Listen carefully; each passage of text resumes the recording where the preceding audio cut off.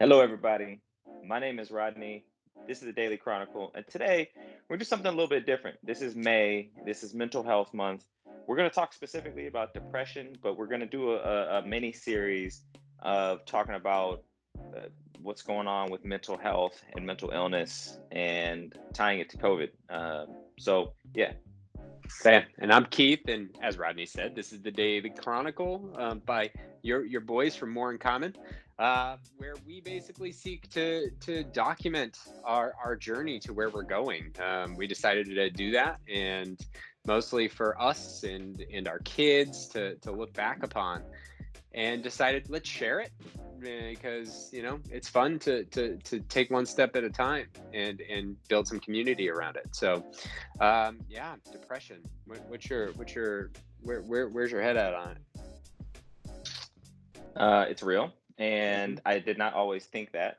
I've had a long my history back history on mental illness is that it wasn't a thing, wasn't a thing I thought about or talked about or knew anything about. And so depression, yeah, it's real. Myself personally, I've never been diagnosed as depressed, but when I read through a lot of the symptoms and uh, I'm like, yeah, I've been depressed or depressive, very close to actually have been depressed many points in my life, having many different outcomes for different reasons. But what about you?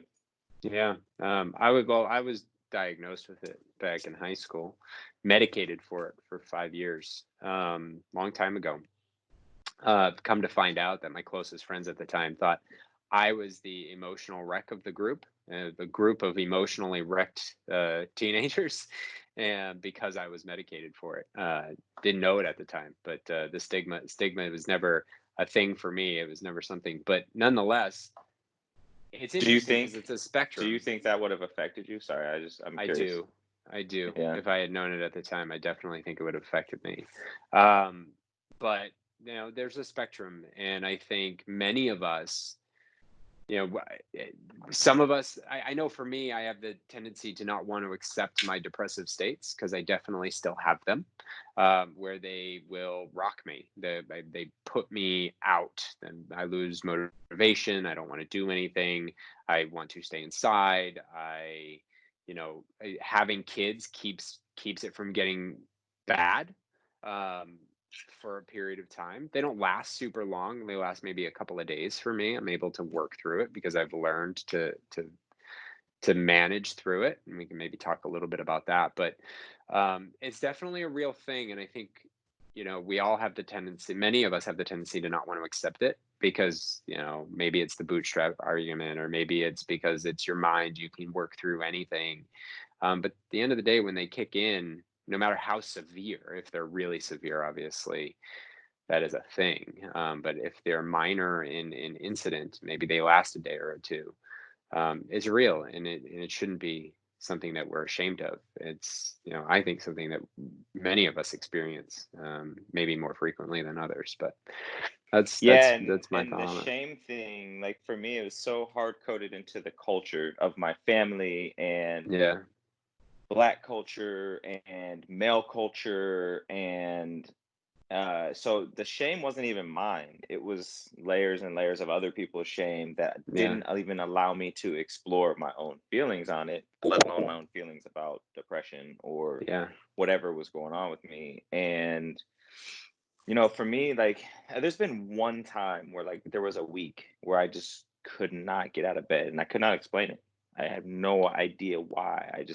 Which is a super strange thing. Like, I'm usually able to just pull myself up and say, all right. Like, yeah, for growing up, it was the monkey on the back. Like, I gotta get this yeah. monkey off my back. And um, that one time, that got scary. That actually Do got you scary. do you have triggers that send you into a moment or a series of moments where you feel depressed? No, no, it's not a like trigger. It is so what it is for me is long periods of time of ignoring myself, Mm, specifically where my energy is. So for instance, being at tech companies over the last 12 years, 13 years, I don't know, long time. we got these annual conventions, right, where we go do these sales conferences. Yeah. Um, we're out and for like what is it like 10 hours, 12 hours a day of in Yeah. class trainings, Yeah. followed by going to dinners and going out to bars, like this constant stream of people. So extrovert in me gets full, but it goes too far and then drains my energy. And if I don't stop and take a break, exit from those people, and for a long time I did not. Yeah. So I was just operating in a depleted state. And that over a period of time would put me in kind of a state, but it wasn't like a it's kind of like putting on weight or anything that can happen subtly over time. Hmm. That's It how just it kind of approached me. it builds up for you, and then it Yeah. kind of hits a moment. Do you have a Yeah, trigger? for me, my primary triggers are diet, exercise, and sleep. If my diet is off for too long of a period of time, if I don't exercise for too long a period of time, now if I don't exercise for like 2 days, I risk alcohol, a big trigger for me now. Never realized how much of a trigger it was for me. It's a huge trigger for me. If I drink, let's say, 2 glasses of wine 2 nights in a row, I'm gonna have a hard time for about 3 days.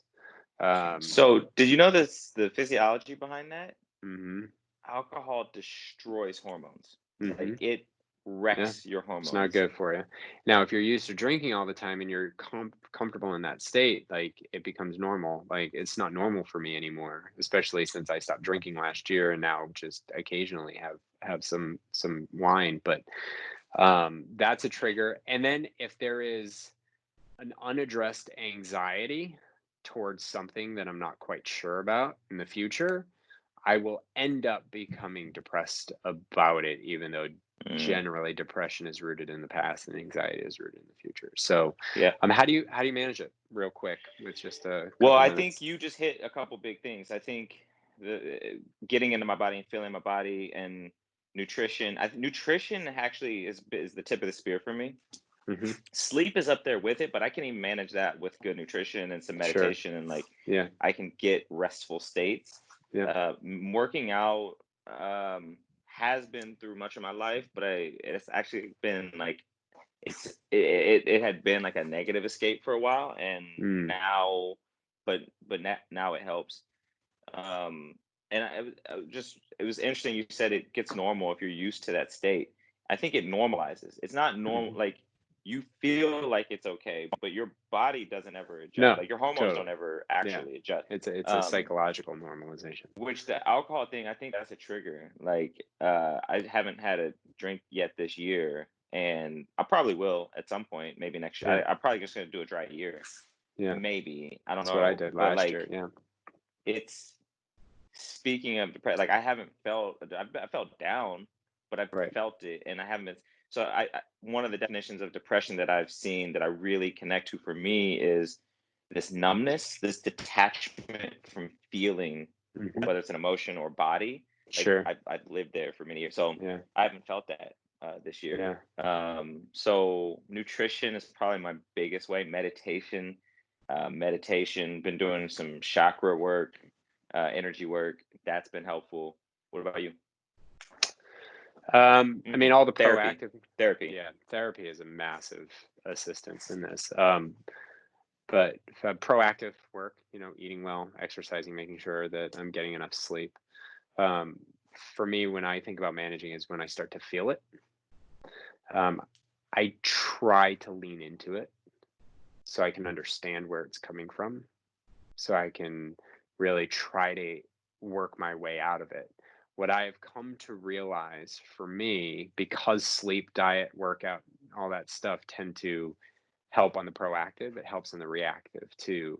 So if I wake up and I'm having a really hard time during the day, which doesn't happen all that often. I don't want to overemphasize how frequent this is, but in my lifetime, it's happened quite a bit.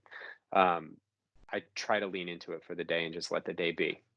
And then know that, hey, today is what's going to be. I'll get a good night's sleep tonight and wake up hopefully fresh tomorrow. And if it extends beyond that, then I really need to figure out, maybe meditate, maybe talk to the therapist, or, talk to you, or talk to whomever, just to work it out, understand what the underlying space is. Because And I do not like being in that space for a long period of time. I know this is a longer video than normal, but I just think this such an important topic. It's I think it important. Yeah. just being that I never talked about it all my life, like it's made such a difference actually recognizing it and being comfortable enough to talk about it. And you said that thing like letting the day be. Um, for me, that's communicating with my wife. It's communicating Yeah. with you or Yeah. my whomever is in my sphere. Maybe I'm not telling like, yo, I'm depressed today, like to Right. my Right. customers, but for you, it'd be like, hey, man, I'm off. Like Yeah. this might affect my responses. Um, and if it does, please let me know. Like I don't want to be that, but Right. I feel off and I feel it coming. That's a management tool as well. Yeah. So, um, hey, depression, negative energy. I mean, I don't want to conflate the two, right? Like, depression's a Mm, thing, and it's actually a really powerful demotivator in many ways. But it's real. It's real for a lot of us, whether you've talked about it, recognized it, or acknowledge it. We just wanted to acknowledge our path with it, and the intermittent existence of it, and for me, a 5-year battle with it, and wonder how you manage it and work through it. And what's your do you have a story with depression?